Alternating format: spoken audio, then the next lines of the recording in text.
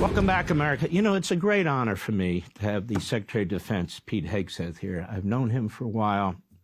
My family's known him for a while. He's a man of enormous integrity, smart as hell, and I can sleep at night knowing he's the Secretary of Defense. Mr. Secretary, welcome to the program. Hey, Mark.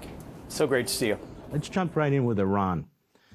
Iran is a grave threat to the United States. They're trying to build intercontinental ballistic missiles. They want to have nuclear warheads. President Trump has made clear in his first term, in his campaign, and now, as have you, as has the Secretary of State, as has the National Security Advisor, you're not getting a nuclear weapon by hook or by crook. It's best now that you have a chat with us. Other administrations have had chats with them, too, and they basically have done the rope-a-dope stuff. How confident are you that, number one, they want to talk, and number two, that it can actually lead to something concrete?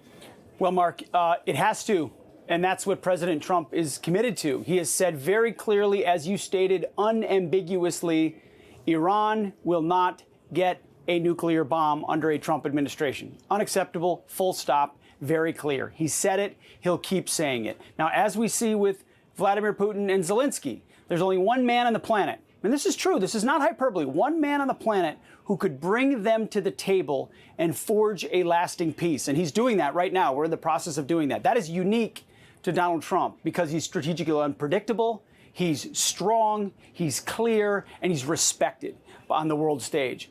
I think the same is true in Iran. We know the double talk of the Ayatollahs. You know it, you lay it out, I understand it. There have been secret, duplicitous moves for years and years and years. But we are at a moment under this administration where President Trump is giving them an offer. He is saying, now is your chance to come to the table and completely give up and dismantle your program. Let's talk. I'd prefer to talk rather than do anything else. At the same time, he is ensuring that at the Defense Department and across our military, we maintain all capabilities necessary to work with our partners, to, if we have to, and we don't want to, but if we have to, prevent Iran from gaining nuclear capabilities. So he's clear. The position is clear. Iran understands their options. There's never been a more serious leader atop the United States of America. There's a very serious leader atop the state of Israel. There's a clear message that Iran cannot get a nuclear bomb, and we are prepared to enforce it.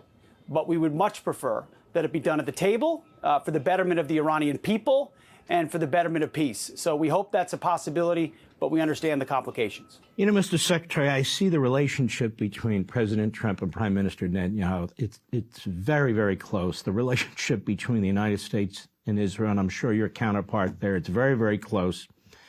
So when the United States is slamming away at the Houthis because they're blocking navigable waters, they're threatening our military and commercial ships, among other things, and when the United States has tried to help Israel get the hostages out, and Hamas basically gives them the you-know-what, and now Israel's going in fully to deal with it, it's a completely different environment, is it not, between what you inherited with Biden, which was capitulation, appeasement, and funding the enemy, versus Trump, who said, you better listen to what I'm saying because I mean what I say. You're exactly right, Mark. We're sitting on 4 years. This is to put it kindly.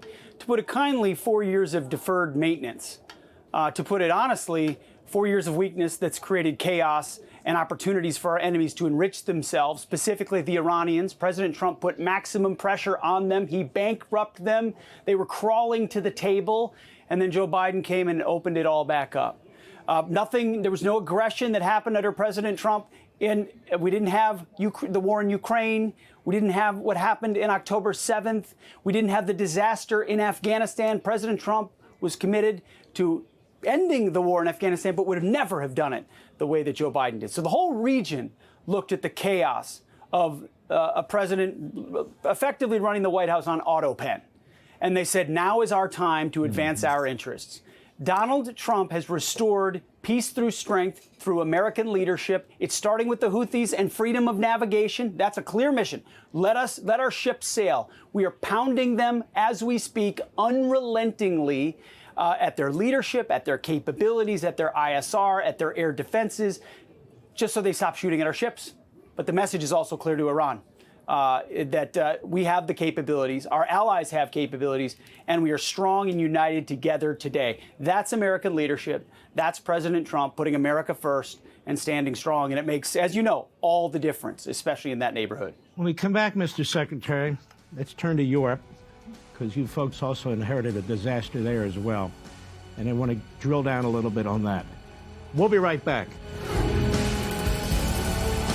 Hey, Sean Hannity here. Hey, click here to subscribe to Fox News YouTube page and catch our hottest interviews and most compelling analysis. You will not get it anywhere else.